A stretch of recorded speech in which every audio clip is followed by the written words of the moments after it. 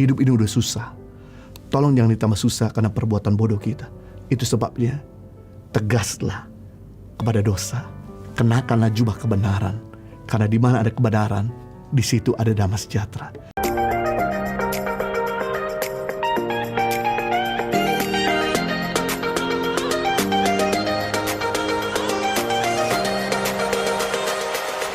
Yang ketiga, pelajaran perumpamaan tentang perjamuan kawin ini, setiap orang yang datang ke perjamuan kawin harus mengenakan pakaian pesta. Matius 22 ayat 12 dan 13. Berkatalah sang raja, "Hai saudara, bagaimana engkau masuk kemari dengan tidak mengenakan pakaian pesta?" Tetapi orang itu diam saja. Lalu kata raja itu kepada hamba-hambanya, "Ikatlah kaki dan tangannya, dan campakkanlah orang itu ke dalam kegelapan yang paling gelap. Di sanalah akan terdapat ratapan dan kertakan gigi." Ternyata dari rakyat yang diundang, banyak di antara mereka yang tidak merespon dengan tepat. Mereka masuk perjamuan kawin dengan sembarangan tanpa mengenakan baju pesta yang sudah disediakan. Karena pada zaman Alkitab merupakan suatu kebiasaan bagi tamu-tamu undangan pesta diberikan pakaian pesta untuk dikenakan dalam perjamuan kawin. Sangat tidak mungkin untuk menolak mengenakan pakaian pesta tersebut yang sudah disiapkan. Itu berarti penghinaan kepada tuan rumah yang pasti menganggap bahwa tamunya itu sombong, bahkan tidak memiliki hati dalam perjamuan pesta kawin itu. Pakaian pesta menggambarkan kebenaran yang kita harus kenakan ketika menghadap sang raja. Pakaian pesta berarti memiliki ketegasan, tidak kompromi dengan dosa. Dosa masih kecil,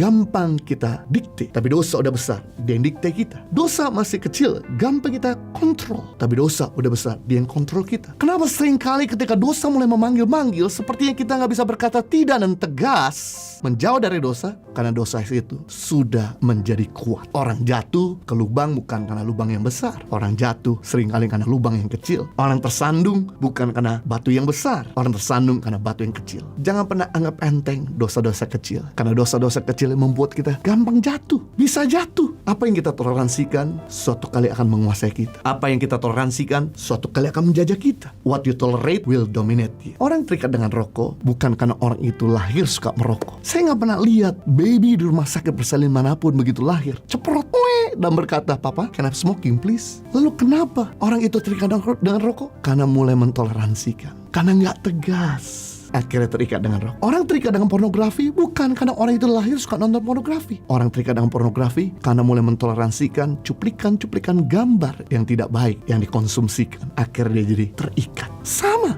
orang selingkuh bukan karena gak cocok dengan pasangannya. Orang selingkuh karena mengizinkan orang ketiga lebih dekat dari pasangan kita. Kalau kita tahu ada orang ketiga lebih dekat di hati kita daripada pasangan kita menjauh, kita menghindar, kita tegas untuk memutuskan hubungan, pasti gak mungkin kita berselingkuh. Setiap kebenaran yang kita lakukan ada rewardnya, tetapi setiap ketidakbenaran yang kita lakukan ada ganjarannya. Setiap kebenaran yang kita lakukan ada hadiahnya, tapi setiap tidak kebenaran yang kita lakukan ada konsekuensinya. Saya teringat dengan Daud ketika dia melakukan kejahatan yang fatal, meniru istri orang dan membunuh suaminya. Apa yang terjadi? Anak yang dikandung dalam perselingkuhannya harus mati. Sekalipun Daud berpuasa dan berdoa kepada Tuhan, memohon belas kasihan, konsekuensi tetap berjalan. Dan akibat kejahatan Daud, apa yang terjadi? Anak kandungnya bernama Absalom bangkit menyerang ayahnya. Biasa Daud mengejar-ngejar musuh, tapi sejak Daud melakukan kejahatan yang fatal, anak kandungnya sendiri bangkit untuk mengejar ayahnya. Biasa Daud mengejar-ngejar musuh, kali ini Daud dikejar-kejar oleh anaknya sendiri untuk dibunuh. Dan bahkan anak kandungnya sendiri mencemari istri ayahnya. Betul, Daud minta ampun dan Tuhan mengampuni, tapi konsekuensi yang Daud lakukan dia harus jalankan. Bapak, Ibu, dan sahabat saya, hidup ini udah susah. Tolong jangan ditambah susah karena perbuatan bodoh kita. Itu sebabnya, tegaslah kepada dosa. Kenakanlah jubah kebenaran, karena di mana ada kebenaran, di situ ada damai sejahtera. Amazing! Kita belajar hari ini 3 pelajaran dari perumpamaan tentang perjamuan pesta ini. Yang pertama, mempersiapkan diri sebelum ke surga adalah sesuatu yang menyenangkan dan menggairahkan. Jadi enjoy dan nikmati perjalanan kita selama di bumi. Yang kedua, setiap orang yang diundang harus rela mengorbankan kepentingannya untuk datang ke perjamuan kawin. Yang ketiga, setiap orang yang datang ke perjamuan kawin harus mengenakan jubah kebenaran. Tuhan Yesus memberkati.